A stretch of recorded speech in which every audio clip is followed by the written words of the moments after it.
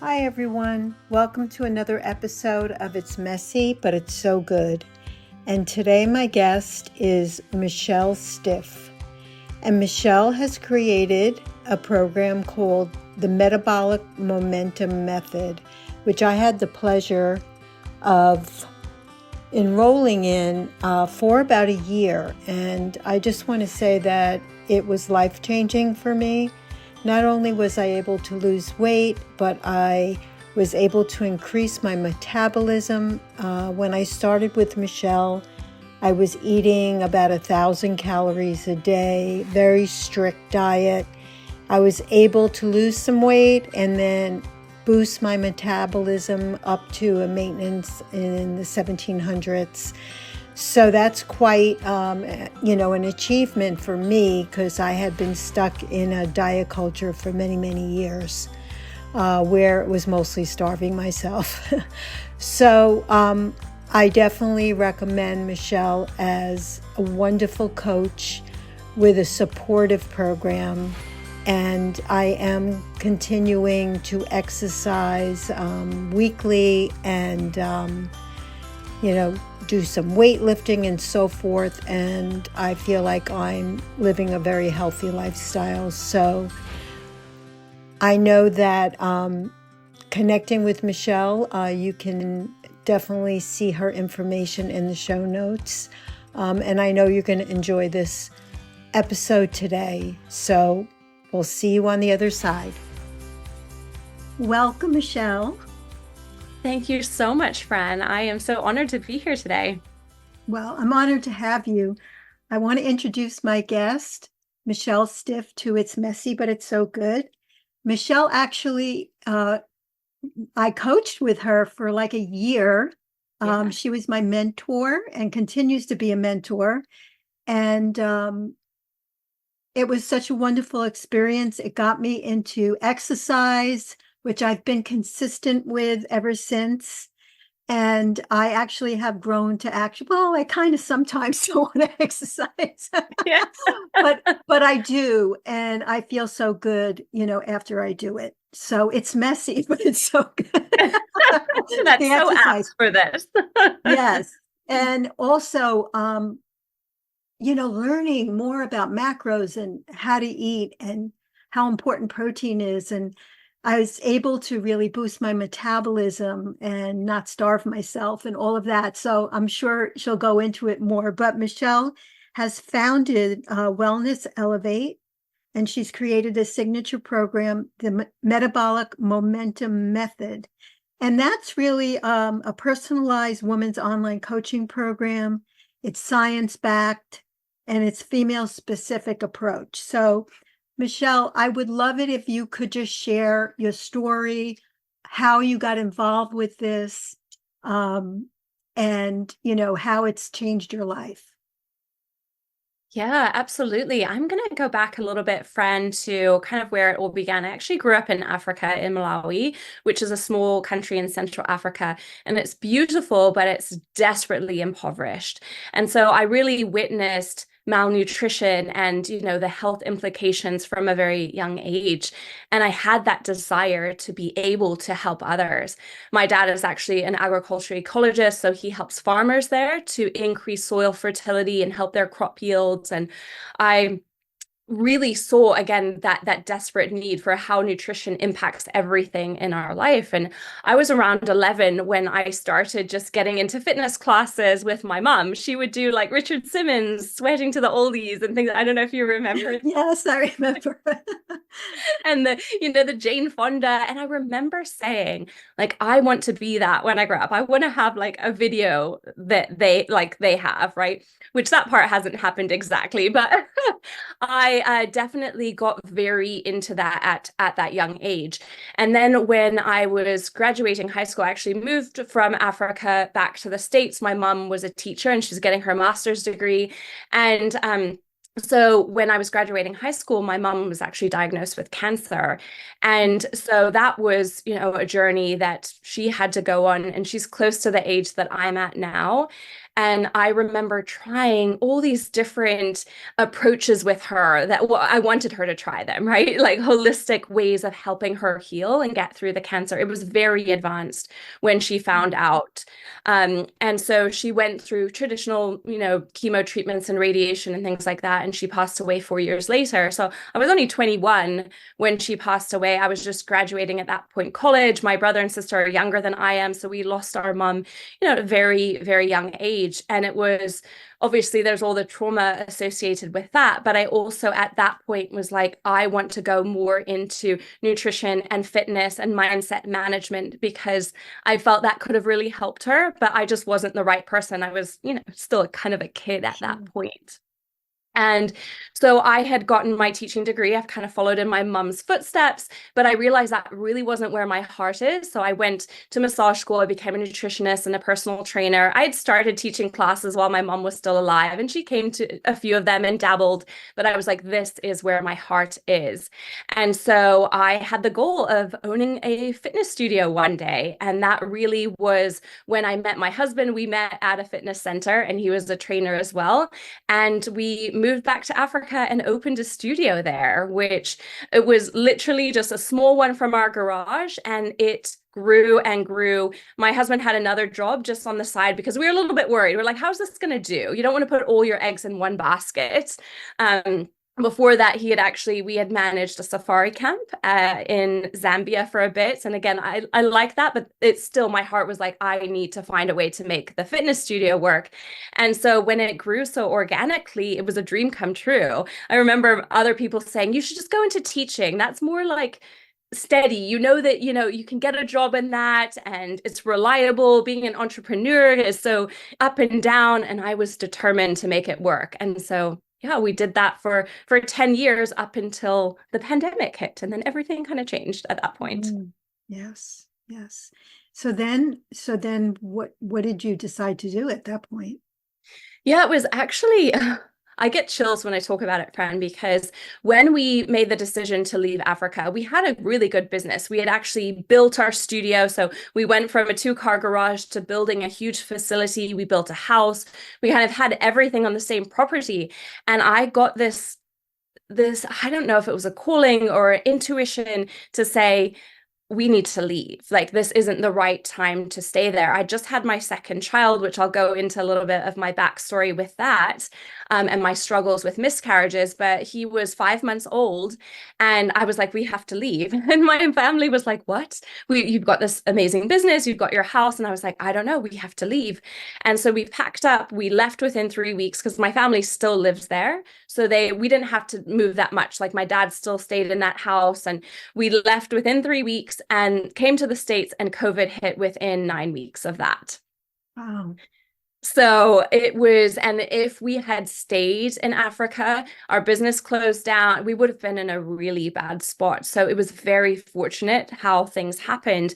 But at that point, yeah, I was like, well, I've owned an in-person studio, but I had no idea how to transition to online. And I knew that I wanted to have that wider reach, that broader impact, right, around the world, but I had no idea how to do that. So I was trying like online personal training a little bit, but I didn't have a program. I didn't have a way of actually getting people into it. I didn't know what that could look like. So I did what, most of us do who are really struggling and we need an expert, is I hired a coach. But it was scary. I had to take out a loan because we didn't have any income. My husband was doing kind of manual labor to make ends meet at that point. And took out the loan and was like, what am I doing? I cried the first time. I remember just crying, being like, this is so irresponsible to take out a loan when I don't even know what I'm doing. And it changed my whole life, getting the coaching and the mentorship of how to start an online business. Yeah, there's so many people that have gone through that, with COVID, where their businesses closed down and they had to go online. And I know it's a whole nother world, But the actual like intuitive feeling that you had, like that was driving you, you could say that was your creativity and your passion and maybe a spiritual perspective. How did that help you, like, stay on mission, more or less? Yeah. I I must admit, and I think we were all very panicked when the pandemic hit, right? Like there was a lot of fear and things like that. And there was a side of me that felt like I abandoned my family in Africa and like, oh my goodness, how could I have done that? And I really miss them. We're a very close family. We lived a couple of houses from each other. We helped raise each other's children. Like I helped raise my brother's kids and my dad was there. And so I really felt that I left my heart behind. But I knew that absolutely without a doubt, we were in the right place, that it was the right time for that, that I felt for my kids, it was the best decision. And my husband wanted to change careers. He actually didn't want to own a personal training studio forever. It's an amazing thing, but it's long hours. It's very early in the morning. It's working late at night. You're kind of trading dollars for hours a lot of the time. So if you're on vacation or things like that, you don't have an income anymore. And he realized that he wanted to pivot as well. So this really opened the doors. Being in Malawi, we're very isolated. We didn't have options for personal development or courses or just any other opportunities. So he was actually able to go back and study again, get another degree. And now so he completely changed careers and is doing public adjusting. So he goes and kind of helps people get their claims paid from insurance companies when they have damage. And loves his new career. So it's completely different than what we did together running our business. And then it enabled me to, again, expand to online. Actually, in Africa, we had power cuts of 22 hours a day. We didn't have Wi-Fi a lot of the time. It wouldn't have even been possible to try to start an online business from over there. So I had to keep that in the forefront of my mind, like the opportunities that were available, the retreats and conferences and things that I did to kind of boost me up, helped me through that really critical time when I was building my business initially. Right, right. And then with the birth of your signature program, the Momentum Method, how did that occur? Like what led up to that? Because I know from speaking with you and you sharing that there were a lot of things a lot of challenges that you went through in many things. So I'll let you talk about that a little bit. So my own like personal journey. So we've kind of talked about my mom and how I got interested in that. And I definitely had this fear of cancer, that it was a genetic component. And I wanted to make sure I was taking care of myself in the best way possible to prevent that outcome. My aunt, my mom's sister, ended up also having cancer. But due to my mom's passing, she was diagnosed much earlier. And so my aunt is still alive and she's actually been in the program and had amazing success as well. So I decided that I took it to the extremes. Even though I'd become a nutritionist and a personal trainer, I overdid it. And I didn't realize at that time that we think there's, a little is good. And so a lot is better, right? So I was working out because I was a personal trainer and I taught group fitness. I would have to physically teach. And then I was on my feet. I would get 30,000 steps a day, 3 hours of workouts. And I was always trying to like look the part and be leaner and have a six pack. And so I would just try to eat less and less and, work out more and more. And I didn't realize how harmful that was to my female hormones and my female metabolism. So I ended up completely losing my menstrual cycle. I had 4 cycles in 4 years. And essentially, yeah, when I was mid-20s at this point. When I got my hormones tested, they said your levels are like post-menopause. They're very, very low. And again, I was kind of at the prime of my fertility, so to speak, but I had actually really damaged my fertility. So I went to endocrinologists, naturopaths. I came back to the States for extended periods of time to do testing to figure out what's happening to me. And no one could figure it out, Fran. I spent thousands of dollars and so much time, just even, the cost of trips back to the States and not working, and literally no one had the answers for me. So I started diving into the science behind female hormones and metabolism. And I realized that I had stressed out my body to its max. And on a primal level, if you think about women, we are made to be able to procreate, to reproduce. And so there is a part of the brain, the hypothalamus in the brain, that when we get super stressed, it actually shuts off reproductive functioning. which is a great mechanism because, again, if you're in the wild and you're not safe, it's not a good time to reproduce and have babies. And so that mechanism was actually what had happened to me. So I started experimenting on myself. I cut back on my exercise. I started increasing my food. I tried to do more meditation. I got certified in EFT tapping, emotional freedom techniques, and started doing that every single day. And I actually got my hormones and my cycle back within a month of doing that, which was very quick after 4 years of not having it. And I actually got pregnant the very next cycle. Wow, that's amazing. Yes, it was amazing. And then I miscarried 3 consecutive times after Oh, that. hmm. So that was a whole nother thing that I never expected. And I actually found out I have a rare blood clotting disease Hmm. that causes miscarriages. And so in my third miscarriage, I actually had all the right treatment, everything. And Fran, you talk about this so much. I didn't have a belief that it was possible for me to have a successful pregnancy. I felt broken. I felt betrayed by my body. Like my body can't do the most basic thing that a woman's supposed to do. And I just felt like I'm not meant to be a mother. So there was this thing in the background of my mind saying, you're just not meant for this. You're never going to be a good mom. And I honestly think because I had the treatment plan that could have worked, but it didn't. And I miscarried. And that one was the most devastating. I was at like 13 weeks. So everything had been fine to that point. But I realized that what was lacking was that mindset, that I had to believe that I was okay, even if I never became a mom, if I never could have kids, that I was still whole as a person and that I was still worthy of all good things. Because at that point, I didn't feel worthy of any of it. I don't know if you're aware, but I also went through infertility, and I had an ectopic, and then I found out all this terrible news about my other two.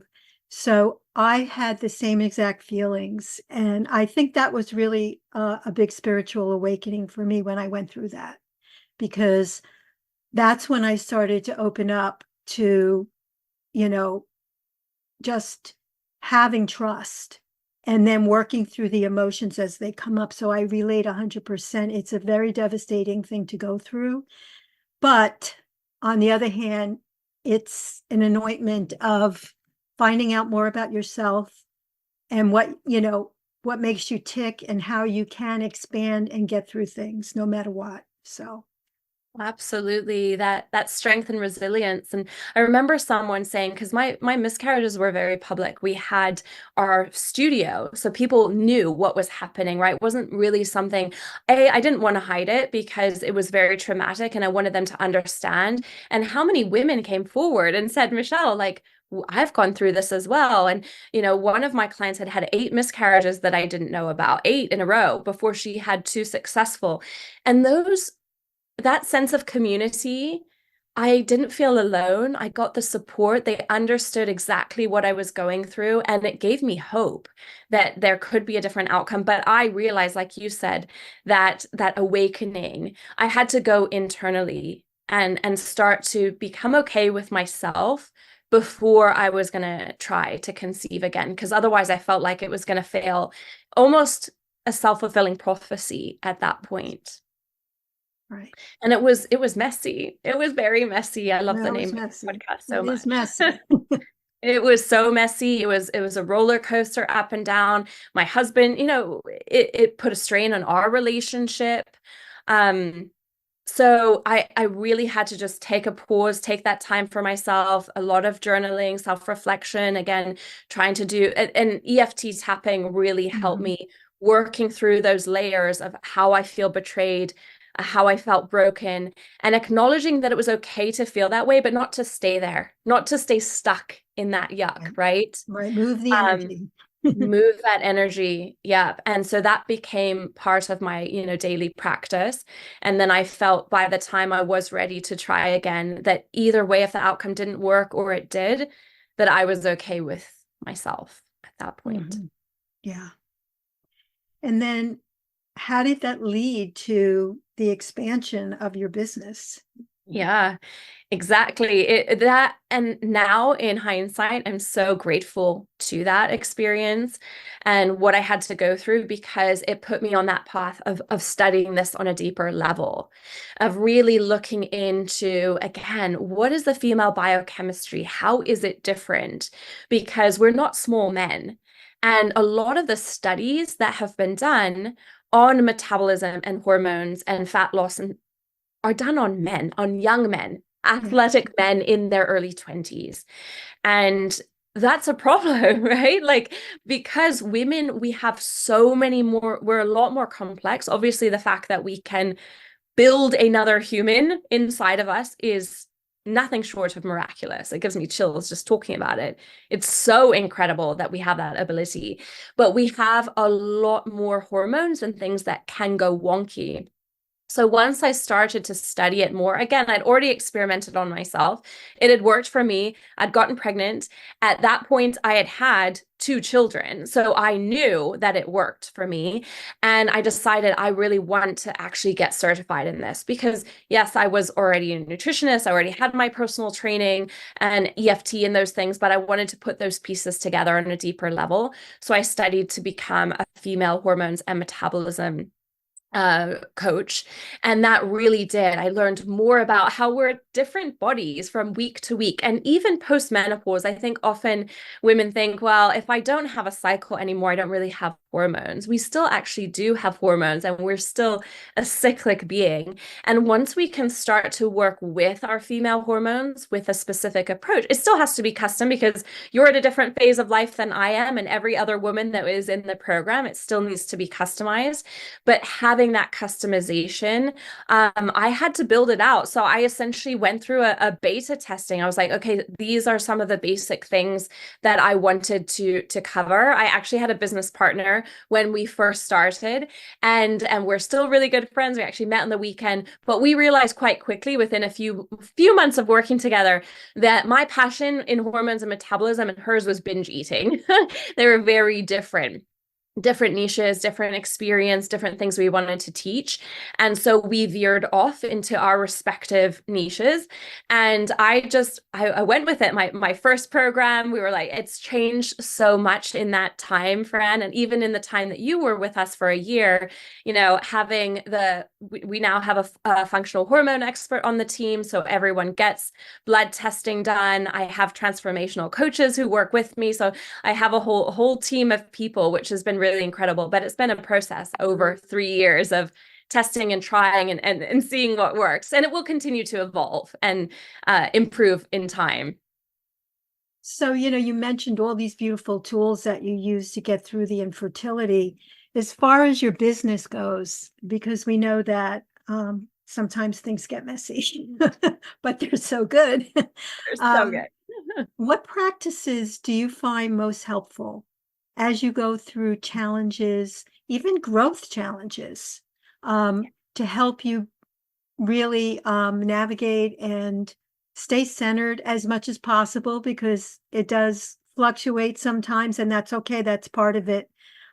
What practices do you think you can share with the listeners that might be helpful for them as they're maybe growing a business or just going through an infertility issue or whatever? Yes. So I started a morning ritual for myself and an evening ritual as well. And by ritual, I don't mean it had to look a certain way and be very like this is a routine that I have to do in this order. But I decided that because we know, and even in terms of how the brain works, early morning is a very creative time when the right and left hemispheres of our brain are very connected. And that's the way I wanted to set my intention for the day, is starting, instead of starting by looking at my phone and being in a reactive mode of everyone else, I wanted to have that clarity and intentionality to start the day. And I've got two little kids, so it's not a long drawn out process for me. It's about 15 minutes, but I always start my day with gratitude. And it's like literally every day we breathe is a gift. It is not a given that we're going to wake up.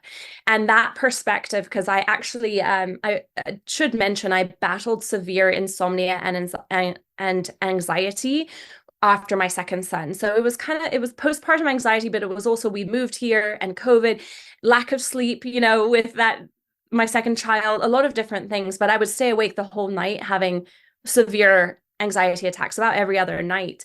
And so it was really coming back to these practices that I had let go of that had been so helpful in getting through my pregnancies, that helped me kind of, build that back up. So a morning ritual of some EFT, some gratitude, setting the intentions for the day, like the top 3 things that I want to get done. I would always kind of do affirmations, where I am so happy and grateful now that, fill in the blank. Repeat that, and I actually write that in my journal 10 times every morning. And then I have little affirmation cards that my kids will pull too. And just, I am, whatever it is, proud. And they love doing that, and it gets them involved in that. And they know that that's my time in the morning, even if they're running around and things are a bit crazy, like I'm spending that time for myself. And I also do a little evening ritual. So it's kind of to bookend the morning and the evening. And that, my evening practice really helped me. Again, I did some tapping or a meditation, do a bit of journaling, just reflection on the day. What do I need to kind of get done for the following day? And that really reduced my anxiety, knowing, like, kind of getting things out, just brain dumping sometimes. Because I think sometimes when we get in that anxious monkey mind, it's because we're just, percolating over and over again. So getting it out on paper, spinning.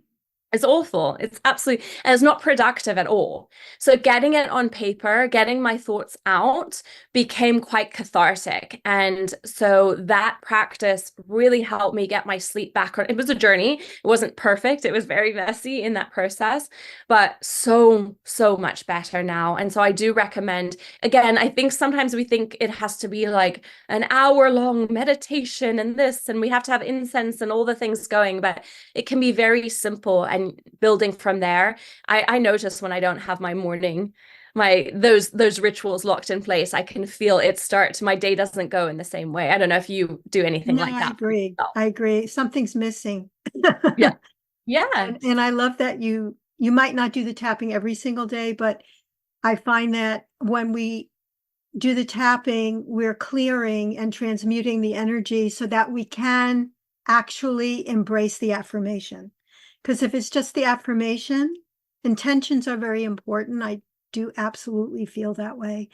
But sometimes our mind can go into a whole tailspin about, well, is that really going to come true? Or I don't know, all the doubt and the belief issues. So I love the tapping with it and even with the meditation after, because it can expand the energy then, because you have dealt with the feelings. Exactly. And I really call it that. It's clearing that out. It's acknowledging the truth of how you feel. Because if you're just trying to go, and I call it ladder thoughts. So if we're trying to go from a thought down here to a thought like at a 10 and you're at a 1, it's a really big jump to get there. So we have to like ladder it up to the next thing that kind of feels true. And if we can clear out all that junk and the truth of how we feel in the moment, and we can go to just what's the next ladder up thought that we can believe and have that as our affirmation, then it feels true. And that's a lot more effective than kind of the toxic positivity that we can get caught in. Like, why isn't this working? I don't know if you've had that experience for yourself. Oh, yeah. It's a human experience. It is. Yeah, so thank you for sharing that. I know it's gonna definitely be helpful to people listening. What are you up to now? Tell me a little bit about what you're involved with. I know you have your beautiful program. Is there anything that you'd like to share with the audience? Yeah, it's been a really interesting 6 months or so. As I said to you, how things have changed and evolved and expanded within my own team. I always thought I would be a solopreneur. I was like, I'm just going to be the one doing everything. I never had intentions of growing my team. And so now I've really kind of stepped into a CEO role more so than anything with my team, which has been incredible because they're fantastic coaches and none of them want to do the marketing and grow their own businesses. They just want to coach and help women. And they're transformational coaches, which is a certification I actually did last year with Amber Brezicki from Biceps After Babies. So with transformational coaching, it's kind of a blend of NLP, neuro-linguistic programming, with some cognitive behavioral therapy in there. We're not therapists, but those are kind of the mechanisms that are used. So all of my coaches are trained as transformational coaches to get to the root cause of what is keeping us stuck. What are those deep self-limiting beliefs that we don't even know are there? And I use the analogy, it's like if you go to dinner and you're eating a spinach salad and you got a big piece of spinach and it's stuck in your teeth, but you have no idea it's there until someone else points it out to you. And like, Fran, you've got a little bit of spinach and it's right there. And so we all have these hidden blind spots that we're not aware of until someone else points it out. And that's why I have two different business coaches. I have one of my coaches is even helping me with my own wellness stuff, even though I know this, having that extra support and eyes on what I'm doing is so, so helpful.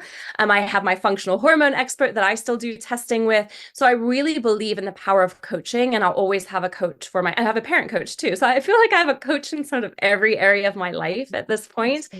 And so I've had to step into a role as a CEO that I didn't expect to have. So there is a lot of growth pains with that, and learning to manage other people and hosting meetings and getting systems and processes in place so that things can run smoothly has definitely been a journey, and feeling a lot better about that, and that I can go on holiday to Africa for the first time since we've left. By the way, we haven't gone back, and we get to go this summer. And that I know I can have 3 weeks and that my team can kind of take over. So my first business, the other thing that I've been working on is my first business mentor, the one who helped me launch my signature program, the one I invested in, who I cried when I initially joined. She's been incredible, and she actually has asked me. So I've basically been off and on with her for that time since COVID, but she asked me to be a one-on-one business mentor to help other coaches in her program. Oh. And so, yes, and I wasn't sure that that was necessarily something I wanted to take on, because I love my program and I never want to take it away from my clients or what I'm doing and my mission to help women with hormones and metabolism. But now I'm also supporting other coaches. And so that's new as of this month, and I'm absolutely loving it and learning more about what other coaches do. So that's been quite a pivot. I never thought I would be here either, but you just don't know where life is going to take you. Well, when you follow your passion, right? And you That's just right. keep going, and whatever comes up, again, it's part of the process of getting to know yourself more and creating more. And, it's a win-win eventually. If It you is. get And there, right? yes, and what you focus on expands. And so I'd really like, in my business mentorship, I was already helping other people that were asking me questions and seeing how my business has grown and what was I doing. And so I think, again, that the universe kind of brings it back to you if that's what you're really passionate about. And so I'm enjoying it. I'm getting a bit of both, very different types of coaching, but it's really rewarding.